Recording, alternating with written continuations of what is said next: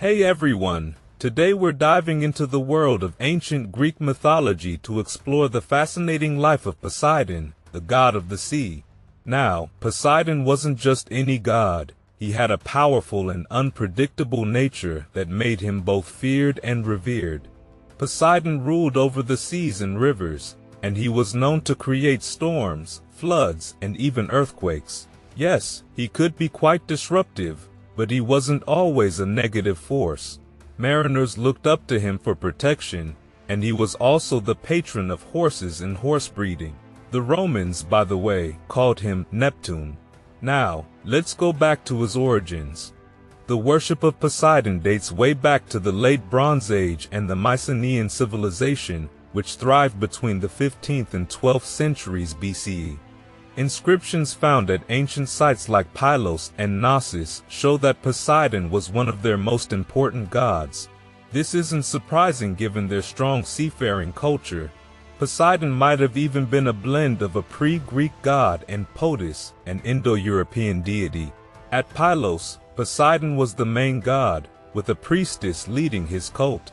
In later Greek mythology, Poseidon was the son of Kronos and Rhea, making him the brother of Zeus and Hades.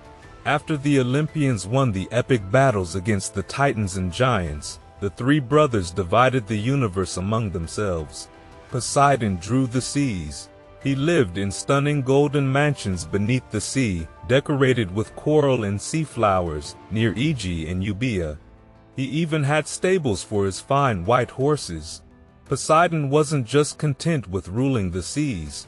He often meddled in the affairs of his brother Zeus, and even tried to overthrow him once with the help of Hera and Athena. As punishment, Poseidon was forced to build the magnificent walls of Troy.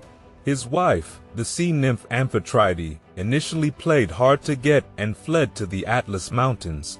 But with the help of a dolphin named Delphinus, Poseidon convinced her to return and marry him. Grateful for Delphinus's help, Poseidon created a constellation in her likeness. Poseidon and Amphitrite's most famous child was Triton, who was half man, half fish. They also had two daughters, Rhode and Benthesyme. However, Poseidon fathered many other children with different partners. These included the hero Theseus, the Cyclops Polyphemus, Orion the hunter, the flying horse Pegasus, the wild horse Arion, and the ship-eating sea monster Charybdis. Jealous of Poseidon's many affairs, Amphitrite once turned a beautiful girl named Scylla into a terrifying monster.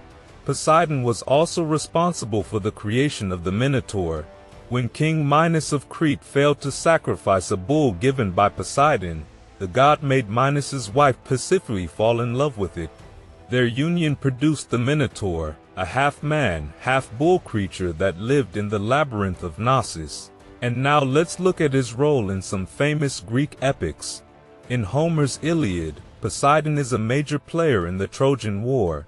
He supports the Greeks, often encouraging them with rousing speeches while disguised as different Achaean warriors. Sometimes, he even leads them into battle with his flashing sword.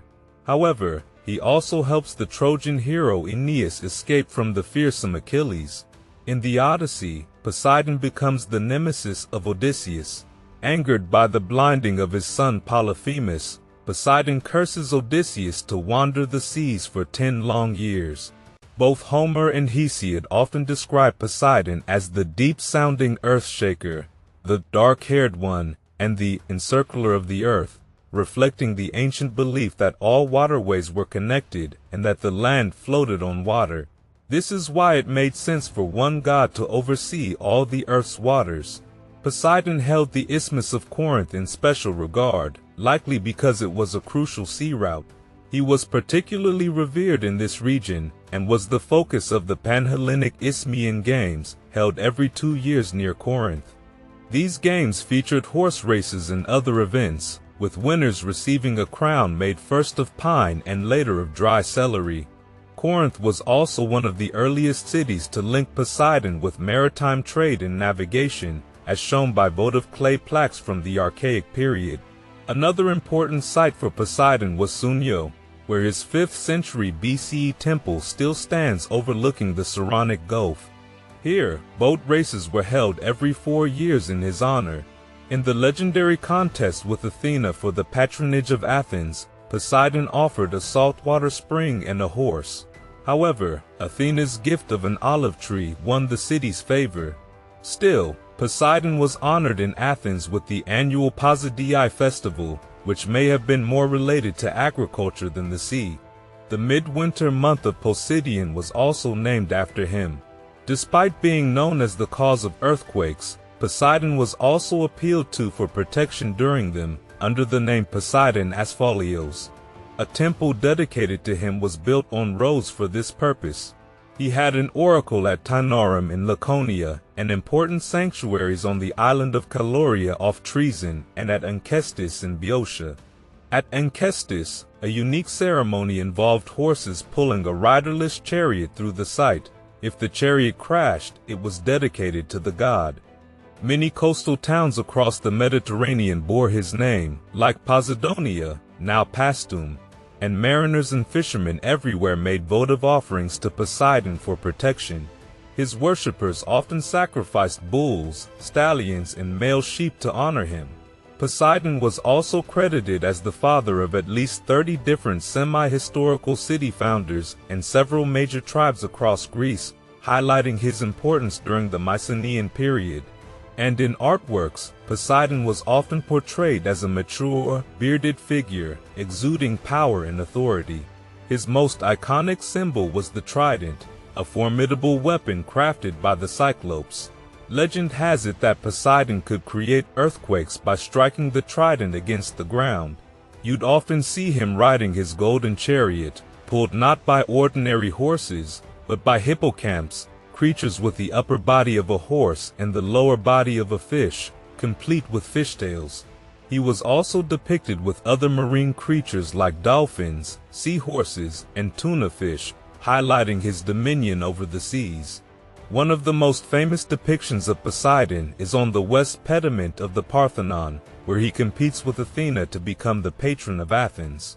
This scene captures the tension and rivalry between the two gods, each presenting their gifts to the city. Poseidon also appeared on ancient coinage, notably on the silver tetradrachms of ancient Macedon, where he is depicted as if about to hurl his trident, an image that symbolized his power and influence.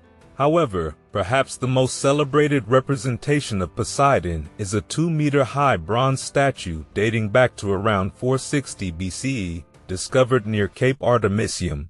Although some scholars debate whether the statue represents Poseidon or Zeus due to similarities in their depictions, its discovery from a shipwreck in the 1920s CE and its current display in the National Archaeological Museum of Athens make it a magnificent symbol of ancient Greek artistry and mythology.